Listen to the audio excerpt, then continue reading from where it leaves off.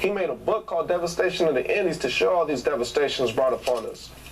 He goes further on to say that we are the meekest people, some of the most God-fearing people. So how can we be children of devils? Right. Come on, America, so-called America, Israelites, 12 tribes out there, my Hispanics and so-called African Americans, wake up, come to the recognition of who you truly are, according to Scripture and every book out there. Because these books are hidden, but it's just because we're not looking. There's a saying, you ever want to hide something from someone, put it in a book, especially our people. Yeah, that's right. The true saying says otherwise, but I'll give it at that. Especially this book, the Bible. Right. You know, they don't want to read the Bible. It's too hard. So they come with all these different interpretations of the Bible, and now you find out people, you know, teaching lies because they're reading the wrong words. You know, all these different Bibles have been tampered with. To further prove what I was saying, I'm going to get right into it. He says, all these acts of wickedness I have described, as well as those I have omitted, were perpetrated against the Indians without cause, without any more cause than could give a community of good monks living in a monastery. So he said we would be like so-called priests. We'd be in what you could relate to Sunday school.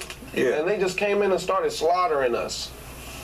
To furthermore, it says, and still more strongly I affirm that until the multitude of people on this island of the Dominican were killed and their lands devastated, they committed no sin against the so-called Christians, the Spaniards, that would be punishable by man's law, and as to those sins, punishable by God's law. So he's saying we were innocent of men and innocent of God. This is what he's saying, because he lacketh understanding. But the Father brought this wrath upon us for not being innocent of his law. It doesn't matter about what law you obey to according to man. It's about obeying the law according to the Father. Right, you reap what you sow. That's right. He that doeth wrong shall receive for the wrong which he hath done. And there is no respect of persons. There is no respect of persons. It's just a little small point I like to make. It's just, these are little parables or little understandings that I like to give out to make this more clear to our people. See, the Father, he's the Father of all creation. He's dealing with his children, the lost sheep of Israel, the 12 tribes of Israel. If you have a son out there and you tell your son, get in the house at 7 o'clock and he doesn't, you're going to whip your son. You're not going to whip the other 5 children out there. And this is what the Father's doing to us. We didn't obey him, so he's whipping us. He's not whipping all these other nations out here. Right. This is their kingdom. That's why they could be exalted in this kingdom. And we're still the minority doing the less of the work. Getting paid the less, being the less, being the minority. Hay que hacer acaso lo que está diciendo mi amigo, que tenemos que ver por qué nosotros somos los pobres, por qué nosotros somos los que estamos sufriendo ahí por hambre, por qué es que nosotros lo están cerrando terreno a terreno, que no podemos entrar a este país. Ahora, ¿por qué? Porque ahora en esos tiempos ellos ya tienen las ciudades listas como ellos las quieren. Ellos ya los usaron a nosotros por años y años y años, y también tenemos que saber que no es culpa de ellos que eso nos está pasando, es culpa de nosotros, porque nosotros no le hacemos caso al Padre de nosotros, no le hacemos caso al Señor de nosotros con la palabra de Él. So, hay que hacer caso con la palabra de Dios y saber que eso no fue algo porque solamente pasó, sino que eso fue algo porque tuvo que pasar. Porque cuando ellos nos vinieron a visitar, ellos dijeron que nosotros éramos cariñosos, que nosotros éramos con paz, que nosotros éramos con amor. Hay que ver cómo nosotros los entregamos a ellos. Le dimos mujeres, le dimos oro, le dimos comida, le dimos a dónde vivir. Dígame, ¿cómo somos hijos de diablos si nosotros le dimos a dónde quedarse? Ahora en ese tiempo ustedes ven cómo las personas nosotros somos. Si un hermano necesita ayuda, ¿qué nosotros hacemos? Le ayudamos. No lo matamos, no lo dejamos en la calle con sed. O así fue Dios con nosotros. Y así va a siempre ser hasta que le hagamos caso a la palabra de Dios. Esto no va a cambiar. Ahora solamente diferente. Ahora solamente tenemos ropa, tenemos casa, tenemos zapatos. Pero de ahí ahora lo están poniendo en la mente y en el corazón. Con cómo usan el libro de ellos. Así que con el libro de nosotros. So we're just going to continue to touch on different places throughout the Indies. So far we've touched the Dominican and Haiti. Now we're going to go into the island of San Juan, or also known as Puerto Rico. And we're going to go into the island of Jamaica. It says, The island of San Juan in Jamaica, the Spaniards passed over the island of San Juan in Jamaica, both of them vegetable gardens and beehives of activity. In the year 1509, with the aim and purpose of making these islands a part of Spain. And on these islands, the Spaniards perpetrated some acts and aggregations against the Indians and the wicked deeds described above, adding to them many outstanding cruelties, massacres, burnings of the people, or executing them by firing fierce dogs upon them, torturing and oppressing the survivors, condemning them to hard labor of the mines, digging in the earth looking for riches, spoiling the land for those unfortunate and innocent people. Before the arrival of the Spaniards, there had lived on these islands more than 600,000 souls, it has been stated. I believe there was more than 1 million inhabitants, and now in each of these 2 islands there are no more than 200 people. Wow, once again. All others having perished without the faith and without the holy sacraments. Aquí estamos hablando de la isla de Puerto Rico. Para saber que estamos diciendo que esto está pasando todas las islas de los hermanos de nosotros que hablamos español. Para hacer esto claro, nosotros que hablamos español, por eso hablamos español, por los españoles. Porque ellos fueron, quitaron el lenguaje de los otros. Otra vez aquí está leyendo mi hermano, que fue a la isla de Puerto Rico y mató a todos. Había 600,000, ¿y a qué dijo hermano? A 200. A 200. En las 2 islas 600,000 y nomás hay 200 en cada una isla. Cada isla acabaron con nosotros. Pero no fue en meses, estamos hablando de días, de 2 semanas. Así solamente vinieron a matar. Así cuando lo dieron, como le dimos a los otros, así lo dieron ellos, pero venganza. Así como yo siempre digo este oro que estamos acá, ese es oro que lo compramos de regreso a los otros, porque este oro, nosotros jugábamos con este oro en la calle. Y no era nada, no significa nada, hasta que ellos le pusieron valor. It says, and the care they took was to send men to the gold mines to dig for gold, which is intolerable labor. And to send the women into the fields to get big branches, to hold and till the land. Work suitable for strong men they gave the women. They had the little children, once they was of age to walk, they had them working. Just terrible. It says, nor to either man or woman that they give any food except herbs, things of little substance. The milk in the breast of the women with infants dried up, thus in a short while their infants perished. And since the men and women were separated, there could be no material relationships. And the man died in the mines, and the woman died in the ranches of the same cause, exhaustion, starvation. And thus was depopulated the island that was so densely populated. Right, it's about time we have to end right now, but I hope you'll continue to tune in to further episodes of Chivalrism, where we're going to bring you nothing but the truth. They look at this gold as God. They were so intrigued with the riches that they found when they came here, like Puerto Rico mean rich port, that they just went overboard, went above and beyond the call of duty, what the Most High said he was going to do to us. And we're going to continue on this if you'll tune into the next episode of Shield of Wisdom. If you like further information, you can reach me, Freestyle Wam, at P.O. Box 20012, Long Beach, California. That's 90801. Or you can call me at 562-WAM. And shalom to my brothers and sisters of Israel. Welcome to Shield of Wisdom. I'm your host, Freestyle Wam. And we've been going through a series on a short account of the destruction of the Indies, or the 10 tribes that came here to the Americas, North, Central, and South America, but we mainly cover in Central America, Central and South America. When they first came here to the shores, the Europeans first came to the shores, we were a peaceful people, and we were, having a beautiful life. We were very meek people, so we didn't really understand that the aspect of them going from island to island and place to place, with all the destruction of killing and carnage, that they just killed all the brothers and sisters that was here. Like we said, up from 3 million all the way down to 200. 200. And this is a count that we have from a book, and I have my special guest today. I have Brother Thara and Brother Ra'ash Malak. Shalom. Shalom. And there are the 10 tribes, and my brother Rash Malak, you can tell him what tribe you're from and who we are today.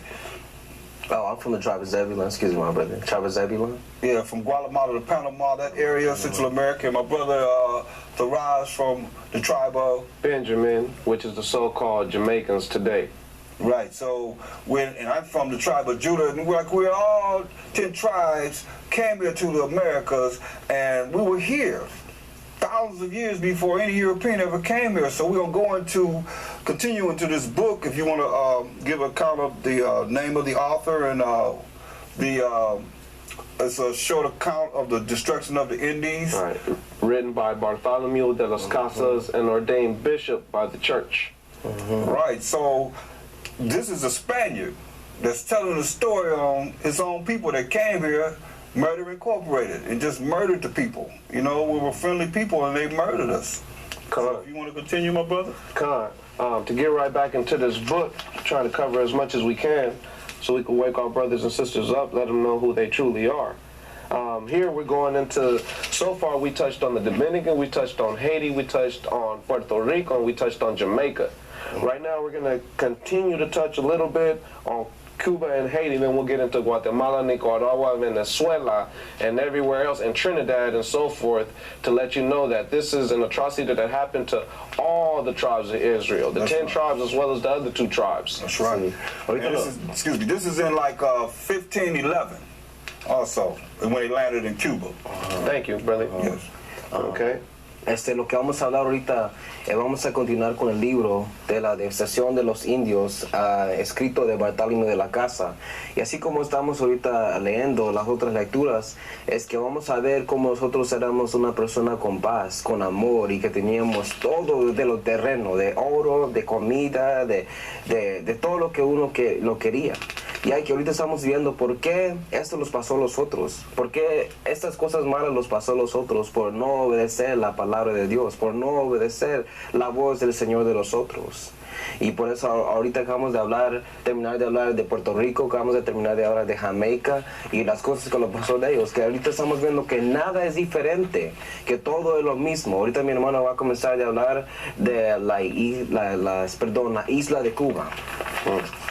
Okay, it says, the island of Cuba, so well populated province, they began and ended Cuba as they have done elsewhere, but with much more greater acts of cruelty.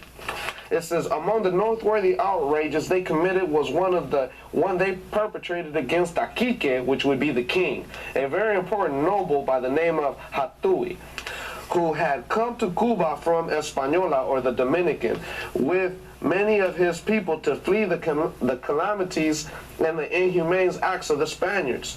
When he was told by certain Indians that the Spaniards were now coming to Cuba, he assembled as many of his followers as he could and said to them, now you must know that they are saying they are coming here. And you know by experience how they put so and so and so and so and so other nobles to an end. And now they are coming here to do the same here. Then he asked the question, do you know why they do this? The Indian replied. He says, we do not know, but it may be that they are by nature a wicked and cruel people.